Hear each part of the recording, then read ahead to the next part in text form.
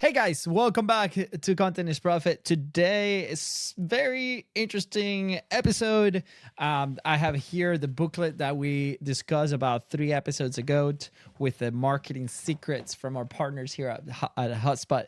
And today we're going to be talking about marketing trends, specifically 4 marketing trends that you as a consumer and also as a business owner don't want to miss. So here we go.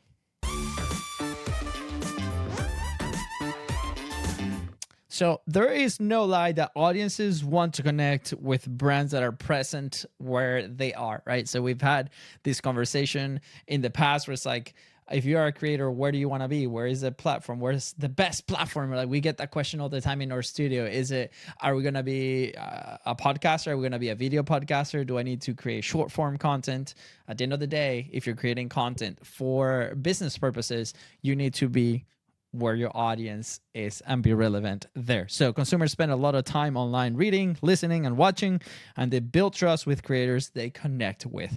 I recently saw this like specific clip that is this incredible Spanish influencer from Spain, and he's talking about, you know, how do you develop a brand content versus a personal brand, and like which one do you do first if you're a CEO or if you're a consumer, if you're if you're a CEO or if you're a personality, right? And he says lean on the personal brand first because people are going to connect with you, and then from there have a professional page where you can send people to that page specifically, and then they'll be like, oh, this guy does podcast productions, awesome, let's go and check out the studio. Then they have, you know, information there, they trust you, and so on. So over the course of this episode, we're going to be going through 4 trends of this report, right? So we enter the area of visual brand storytelling and creator economy. Like I said, I'm putting this report in here, and I'm going to put the links right below. So if you want to download it, that's fine. But in 2025, we expect to see premium on visual content with compelling storytelling, even more authenticity, and increase in niche influencer partnerships. So for B2B brands, the top marketing channels resulting in ROI in 2024 were number 1, website, blog, and SEO. Number 2, paid social media content. And number 3, social media shopping tools. So for B2C brands, the channels with the best ROI were email marketing, paid social media content, and content marketing. So interesting to see those trends. Where do you fall? Are you B2C? Are you B2B? You know, for both B2B and B2C brands, the top performing content format in 2024 was short form video. Like I said, this is no lie I don't think like this is strange news to anybody because the platforms really invested in all the creators to be creating in the short form type of content, right? So the top channel that brands plan to use for the first time in 2025 is AI chatbots. So this is pretty interesting. I've been kind of diving in a lot into AI and what you create. Obviously, you know, last week or the last couple of weeks, it's been all over, you know, all these AI images that ChatGPT can create. I saw a post yesterday, like probably one of the most on-demand positions I guess that's coming to town will be an AI video editor, which is super interesting. Maybe we can do an episode on that. But here are some of the trends that we're going to be looking at today. Number 1, visual storytelling is overtaking text-heavy content formats. And, you know, we've talked with a lot of like SEO experts and SEO people around this, and they're seeing a trend on this as well. But that doesn't mean stop doing that. Number 2, podcasts and audio content are growing for B2B and B2C. We're going to go specifically in like how the examples, what are some examples for B2B, B2C? It doesn't necessarily involve you talking head, interviewing people. There are more interesting things that we can do here. And the top social channels for 2025 are YouTube, Instagram, and TikTok. That's number 3. And number 4, marketers are finding success with influencer marketing, specifically with those in niche audiences. So if you haven't listened yet, go back and listen to the last episode because we interviewed this guy that has a specific platform for not only influencer marketing, for user-generated content, which is really incredible and an incredible opportunity for a lot of B2C companies. So trend number 1, visual storytelling is overtaking text-heavy content formats. So the content formats that marketers say deliver the highest ROI are short-form video by 24%, images 19%, and live stream videos about 16%. And marketers plan to invest more in these channels in 2025. So important here to highlight that if you are a creator or a business, start testing your formats in different platforms, and start testing your content in different formats as well, right? So obviously here you have short form images and live stream videos. All those could be packaged if you apply the M2M method that we talk about all the time, long form to short form. You can be live streaming, then that turns into a podcast, and you have a team member or AI can create graphics for you, and then that can be clipped in different ways. You can also structure your episodes or your content from day one before you even record, so you can accommodate for that type of editing, right? A good example of these are talk shows or late night talk shows where they have these segments. So what they do, their content strategy is like they have the long form, and if I ask you a question, it's like the question I would ask you right now would be, have you watched, like if you are into talk shows or late night talk shows, have you watched like a full length talk show? And when I got asked that question, my answer was not really, but I'm a big fan. It's like, why are you a big fan? Because I continue to see the segments on YouTube, for example, right? So think about examples like that. It's like, how can we craft the content in that way? Super interesting here, which of the following media formats does your company leverage as part of its content strategy? So we have on red B2B, and if you're listening, we have this on YouTube, so you can watch it, and on black B2C. So video live streaming, B2B about 17%, B2C about 22%. I think interesting here will be short form video, both of them about 30%. So it's definitely the biggest one, and you have your images. Interviews on B2B, super powerful, about 24%. Why? Is because you're creating an incredible relationship with maybe somebody that could help you in your business endeavors as a lead, referral source, partner. Super interesting. So we can definitely dive into this. And then you have, blog posts, long form video, user generated content, and so on. So let me know in the comments, why do you think it was very interested? Tools of the trade, how to drive linear growth on YouTube. This is like the next section here on the book, specifically leveraging this type of stuff. Obviously, the example that we're running here is from The Hustle, which in just a few months, the team grew the channel to 400,000 views per month, created hundreds of sponsored videos, and built 6 long-term creator partnerships with YouTubers. So obviously, the example here is specifically to YouTube, but I think there's some lessons that can be shared. So here's a list on how to drive the linear growth based on the specific example of The Hustle YouTube channel, right? So number 1, identify the product identify the product use case that aligns with your video.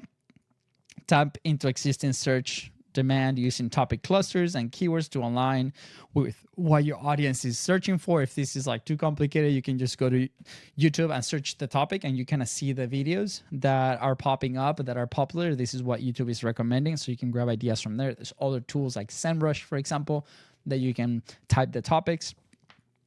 Focus on what your audience needs and what brings value. So at the end of the day, you're going to have customers, you're going to have people that come to your business asking questions, frequently asked questions. What are the things that you continue to hear over and over and over and over? You can create content around that and solve their problems. And that way they can discover you, right? Approach the topic with a unique point of view and creative direction. So there's plenty of examples on YouTube. Probably us, we're not the best example because we're talking head. And again, I've explained, like, this is my favorite type of content to create. If I don't create it like this, it's going to be really challenging to get content out. But hopefully we can make it entertaining and useful for you. But, an example of the presentation that I'm doing today with kind of like sharing my screen, the way that I'm doing it, this kind of like is my creative way of bringing that into podcasting, for example. So we've been investing some time and resources into creating something like this, that it looks a little better and different than just me talking to the camera. So that's an example for podcasting. But for YouTube, like, how do you craft a story around your product? A good example is this specific ad that Apple released for the launch, I think, of the M2 computers. And it was almost like a mini show, about 8 minutes, almost like a TV show that first was filmed with iPhones. So that was showcased. And then it was like this crazy story about coworkers, and it was an adventure that went on to save one of their laptops. And I thought that was pretty cool. So Number 5, hook viewers with compelling titles and thumbnails. I mean, that's a no-brainer, right? There's plenty of resources out there to kind of find out like what a thumbnail, but at the end of the day, it's like if they don't click it, they're not gonna watch it. So it's like, what is the metric that we should be looking at? And it's that click-through rate. The higher, the better, because more people are gonna transition from that to watching your video. Choose on-camera talent that's relatable, credible, and engaging. So if this is not you, obviously this is for your host, the people that are in there in the videos. A good example of this is a company like BuzzFeed. A lot of their creators were so good that they ended up creating their own YouTube channels and being successful. One of them is Michelle with Challenge Accepted. That's her channel. I was actually watching a video last night. She started a BuzzFeed and then moved on and created. So again, what's some talent that you can be recruiting for your company to do something like this? Are you trying to create a podcast? Are you trying to create a video content? Like, who's somebody that can represent your company in a good way? Include relevant in videos call to actions, of course. Add clear, persuasive call to actions in description and copy. There's people that read those, right? And they can click it, right? And provide an offer that gets viewers to take the next step with your brand. So we had an episode with Adam, where we talk a lot about like what is his flow, and for him it's like from podcast to newsletter to call in his business, and he's been very successful with that because he says, I'm not giving a lead magnet, because when they opt in for the lead magnet, they just want the thing, but when they opt in with a newsletter, they want to continue engaging with me, they want to continue reading my emails, they want to continue learning from me, and they're going to continue to open my emails where the offer to the call is. So that makes a lot of sense. So what's a relevant offer for you? All right, that concludes offer number 1. Trend number 1. And now over here with trend number 2, podcasters and audio content are growing for B2B and B2C brands. No kidding. So 91% of marketers plan to maintain or increase their investment in podcasts and audio content. So obviously this is great news for the industry. Specifically, I think great news for me because we own a studio. By the way, studiopodcaststudios.com if you want to come and rent at studios. But not only that, but podcasts have become an influential format for people across all ages and stages in life.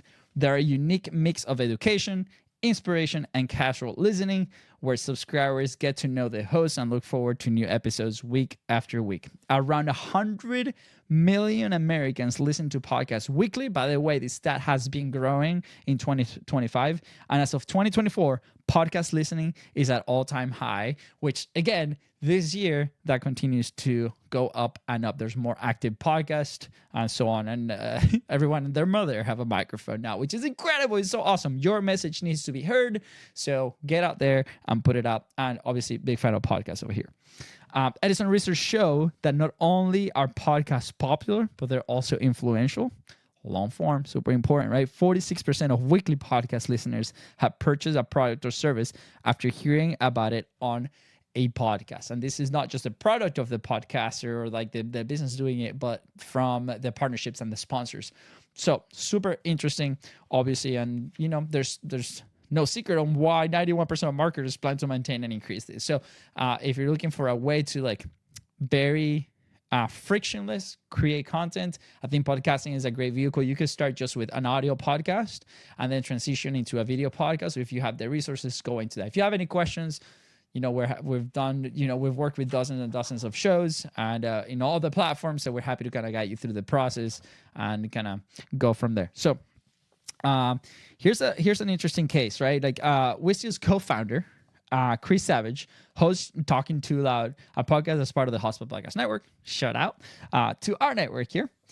With guests like founder of CEO Zapier, Wade, Hotspot CMO, and so on, so on, so they've connect with their audience of marketing leaders and bring value through creative conversations. So if you haven't checked out this show here, you can just screenshot this right there, bam, and go check them out. But they have a very interesting format on the conversations. And again, like you can create your own format. It doesn't have to be conversational. It can be, here's an idea. Here's a crazy idea. It can be, this is something that we pitched earlier today. So I'm a big fan of cars. A little side note here, but it's going to make sense. And I've always wanted to kind of get to know the people that own supercars and at some point own one. Hopefully I have my Jeep, which is my dream car. I love it. But I'm like, that would be cool to do that. So I want to know, but also I'm very curious about the stories of the people that own these cars. Like, how do they get there? Like, why a supercar? And we have this client, Scott, shout out, that he comes to the studio and he has this incredible Lamborghini. And the first time when he called, I didn't believe him that he had one. And he's like, yeah, come down. And he was literally parking it there. So I called him, hey, Scott, I have an idea. I have this concept of a show. I want to share the stories and I want you to be the first guest. Guess what? Maybe that's an opportunity because he has a company that serves that market to sponsor that show and then connect directly with the guests that we're going to be bringing. So again, it could be an interesting concept like that where we go, we show the cars, we show the stories, we talk about it, and we'll see if it works out. But you can start playing with these ideas on like, how can we engage with not only our guests and our partners, but also how do we activate this in a very unique way, right? Here are some tips for something like that. So number one, choose guests who align with your brand values, obviously. I would challenge this one a little bit. I think maybe a guest that doesn't align could be an interesting conversation just because you can also show your expertise and it creates that polarization and that debate of topics.